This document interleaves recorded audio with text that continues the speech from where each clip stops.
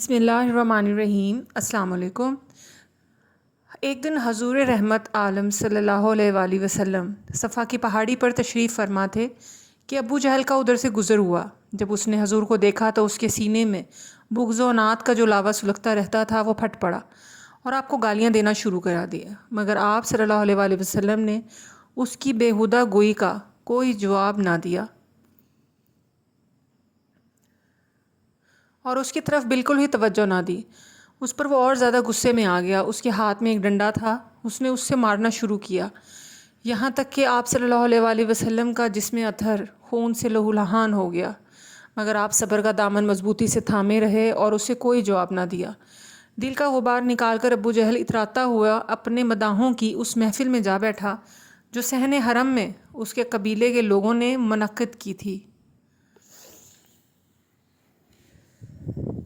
اس کے چلے جانے کے بعد حضور اکرم صلی اللہ علیہ وآلہ وسلم بھی خاموشی کے ساتھ اپنے گھر تشریف لے گئے۔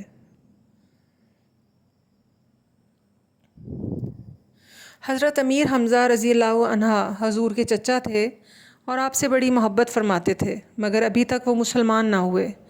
ان کا معمول تھا کہ وہ صبح کو تیر و کمان لے کر جنگل کی طرف نکل جاتے اور دن بھر شکار کرتے اور شکار کی تلاش میں مصروف رہتے۔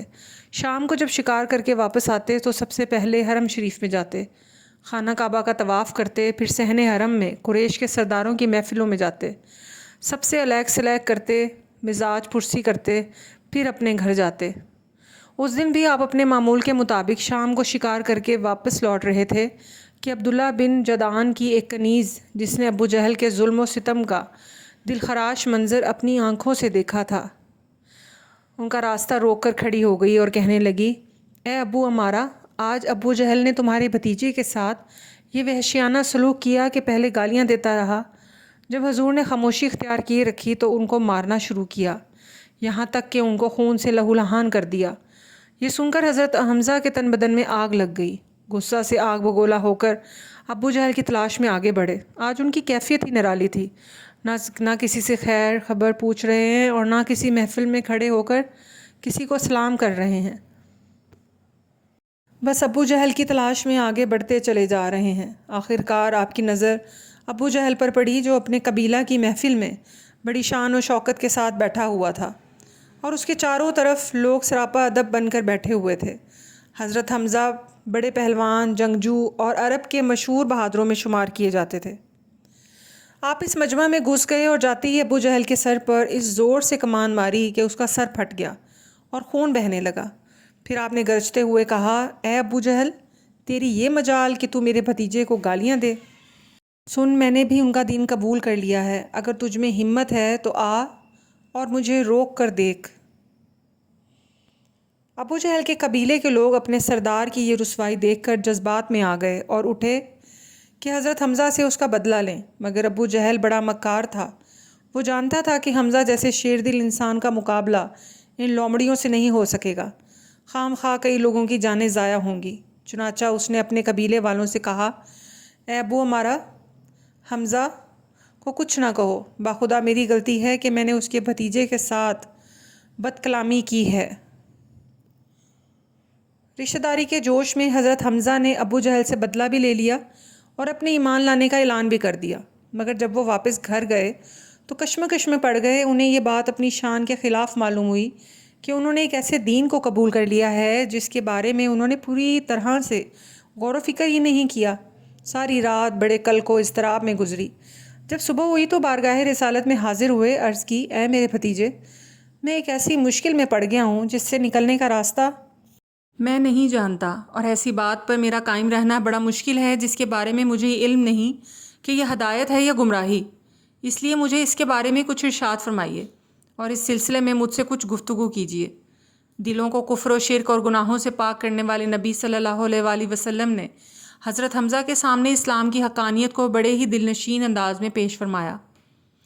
حضرت حمزہ نے اس وقت سچے دل سے اسلام قبول فرما لیا اور کہا کہ میں دل کی اتھاہ گہرائیوں سے گواہی دیتا ہوں کہ آپ سچے ہیں۔ آپ کی ایمان لانے سے عالم کفر پر ایک رعب طاری ہو گیا اور بے آسرا مسلمانوں کو بڑی طاقت و قوت حاصل ہوئی۔ یہ نبوت کے 6 سال کا واقعہ ہے۔ آپ نے اسلام لانے کی خوشی میں بطور شکر و حمد کچھ اشعار کہے جس کا ترجمہ یہ ہے کہ میں اللہ تعالیٰ کی حمد کرتا ہوں جب اس نے میرے دل کو ہدایت دی اسلام قبول کرنے کی، جو دین حنیف ہے، وہ دین جو اس رب کریم کی طرف سے آیا ہے جو عزت والا ہے اور اپنے بندوں کے حالات سے باخبر اور ان کے ساتھ لطف و احسان فرمانے والا ہے۔ جنگ بدر کے بعد جنگ احد میں بھی آپ نے اپنی بے مثال شجاعت کا مظاہرہ کرتے ہوئے دشمنان اسلام کو اس کے آخری انجام تک پہنچایا۔ آپ کی تلوار کی تیزی کے سامنے کسی میں آنے کی جرت نہ رہی تو ہند بنت عتبہ، جس کے باپ کی گردن آپ نے جنگ بدر میں اڑایا تھا، اپنے غلام وحشی سے یہ کہا کہ اگر تم حمزہ کو قتل کر دو تو اس کے بدلے میں تمہیں آزاد کر دوں گی۔ وحشی بڑا ماہر نشانہ باز تھا۔ وہ ایک جگہ زہر میں بچھایا ہوا نیزہ لیے چھپ کر بیٹھ گیا اور برابر آپ کی طاق میں رہا۔ جب حضرت حمزہ رضی اللہ عنہ مقابلہ کرتے ہوئے اس کے قریب سے گزرے تو اس نے آپ پر نیزے سے وار کیا جو آپ کی ناف پر لگا۔